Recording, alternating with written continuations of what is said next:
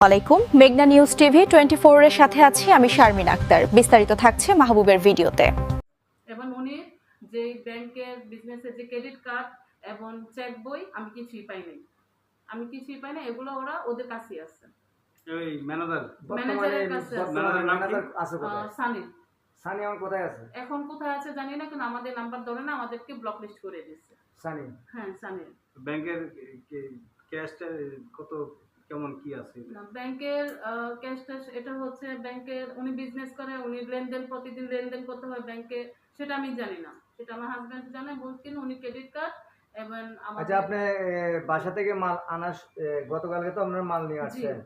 মাল নিয়ে আসতে যে আপনারা যে মাল পাইছেন বাসায়, আপনি পুরোপুরি মাল বুঝে পাইছেন? আচ্ছা, আমি এখানে একটা কথা আছে, যখন হচ্ছে আমি কমপ্লেন করি আন্তর্জাতিক মানব অধিকারীর যে নীলা আপা, আমি উনি কাছে একটা অভিযোগ করি। তো অভিযোগ করার পর হচ্ছে আমি একটা অসহায় নারী এবং আমি 2 বাচ্চা নিয়ে আজকে গত 2টা মাস ধরে মানে রাস্তা জীবনযাপন করছি, এই জন্য ওই জন্য বাসে থাকতেছি। যখন এই আমার পিঠের সাথে দেওয়ালের সাথে পিঠ থেকে যে আমি কোথাও ঠাঁই পাই না, বা আমি বিভিন্নভাবে থানাতে কথা বলতে চাই, ওরা আমাদেরকে সাড়া দেয় না। তখন আমি ওই যে নীলাপার কাছে আমি অভিযোগ করি। অভিযোগ করার পর হচ্ছে উনি আমার পাশে দাঁড়ায়, অসহায় নারী হিসেবে দাঁড়ায়, যে আপনার সবকিছু আপনি পাবেন, নেবেন, আমরা সবকিছু করে দিব। উনি হচ্ছে চেয়ারম্যান, হ্যাঁ, মানবাধিকারী যে আন্তর্জাতিক মানবাধিকারীর যে উনি হচ্ছে চেয়ারম্যান। তো উনিকে নিয়ে আমরা যে ইয়েতে কমিশনারের বরাবর হচ্ছে আমরা দিই, অভিযোগ করি। পুলিশ কমিশনার বরাবর আমরা অভিযোগ করি। অভিযোগ করার পরে ওই আপুর নাম্বার নেওয়া হয়, নীলাপুকে হচ্ছে কল দেয় যে আপনারা আসেন, তুরাগ থানাতে আসেন, আপনাদেরকে চাবি বুঝিয়ে দেওয়া হবে। তো আমরা ওইখানে যাই, ওইখানে যে আমাদেরকে হচ্ছে নিয়ে যায়, বাসায় নিয়ে যায়, এবং যে ওইখানে যে ইনচার্জ অফিসার আছে, ওই অফিসারের মাধ্যমে যে আমাদের মামলার যে তদন্তকারী অফিসার, উনি সাথে থেকে আমাদের বাসায় যায়। তো বাসায় যাওয়ার পরে এক পর্যায়ে অনেক কিছু হয়, অনেক কথা কাটাকাটি হয়। এবং আমার হচ্ছে বিয়ে কাবিননামা চাই, যে আমি কি তার লিগেল ওয়াইফ কিনা। কাবিননামা কে চাইছে? এটা কাবিননামা চাইছে থানা থেকে শিখাই দিছে যে বাসার মালিকের ছেলেকে বলার জন্য, এবং মালিকের ছেলে বলছে যে আমার কাবিননামা নিয়ে আসার জন্য, এবং আমি কি আজও কি তার লিগেল ওয়াইফ কিনা, বা তার 2টা বাচ্চা কি তার কিনা, এটার জন্য। তো যাওয়ার পর হচ্ছে সবাই ছিল, যে মামলা তদন্ত অফিসার, যে ওই অফিসার সহকারে, এবং নীলা আপু, এমন আমি, আমার ভাই ছিল।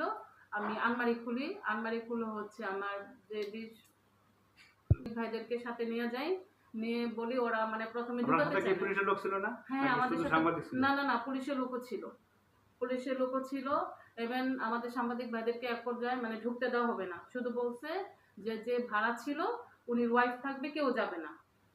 তো তখন আমরা মানি নাই, যে আমার বাসায় গোল্ড আছে, এখন আমি যদি গেলাম, ইনকেস হচ্ছে আমি গেলাম, যদি না পাই তখন বলবো আমি নিয়ে গেছি। তখন ওরা এক পর্যায়ে অনেক কিছু হয়, কথা কাটাকাটির পর ওরা রাজি হয়, ঠিক আছে আপনারা সাংবাদিক জোরের সাথে নিয়ে যান। এবং থানা থেকে যে আমাদের মামলার যে তদন্তকারী স্যার, উনি ছিল, আরও 2 জন ছিল সাথে থেকে আমরা বাসায় ঢোকার পরে হচ্ছে আমরা আলমারি কিন্তু সুন্দরই ছিল। তখন আলমারি যে আমার বাসায় চাবি ছিল ঘরের ভিতরে, চাবি দিয়ে কিন্তু ওরা আগেই খুলে নিয়ে গেছে, কিন্তু সেটা তো আমরা ভিতরে ঢুকি নাই, আমরা জানি না। যখন হচ্ছে আমরা চাবি পাই না, অনেক বিভিন্নভাবে চাবি খুঁজি, চাবি আমি পাই না। তখন আমি এক পর্যায়ে স্যারের অনুমতি নিয়েই থানা থেকে যে আমাদের মামলা তদন্তকারী যে স্যার, উনি সহকারে থেকে বলছে যে আপনারা লোক নিয়ে এসেন, তালা ভাঙেন, আমরা এখানে আসি। এবং ওরাও সবাই ভিডিও করছে, রাখছে। তখন আমরা হচ্ছে তালা খুলে আমার তালা খুলছেন নাকি তালা ভাঙছেন? তালা ভাঙছে, তালা ভাঙা হয়েছে, মিস্ত্রি না, তালা ভাঙার পরে আপনি ওই আলমারির ভিতরে কি দেখতে পান? আলমারি থেকে আমি তো প্রথম হচ্ছে আমার সামনে সব বক্সই পাই। বক্স যখন পাই, তখন যখন বক্স একটা একটা করে ওপেন করি, তখন আমার গোল্ড একটাও পাই নাই। নাকি পুলিশের লোক দেখছে? হ্যাঁ, পুলিশের লোক ছিল, সবাই ছিল এখানে, এবং যখন একটা একটা করে আমি মানে খুঁজি, তখন আমি একটাও পাই নাই।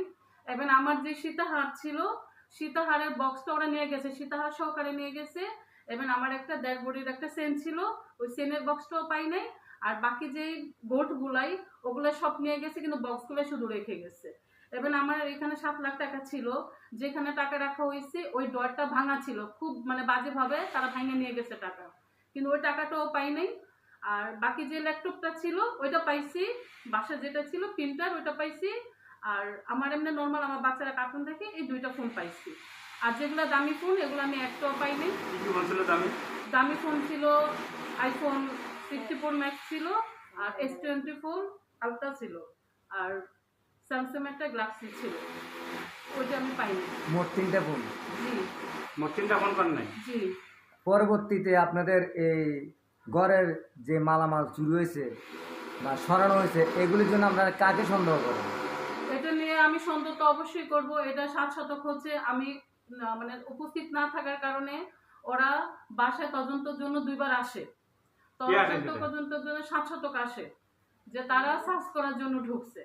তখন তো আমি ছিলাম না। এটা হচ্ছে আমার যে বাসা, আমি যে বাসায় থাকি ওই বাসার সিকিউরিটি ছিল মিজান, ও বলছিল।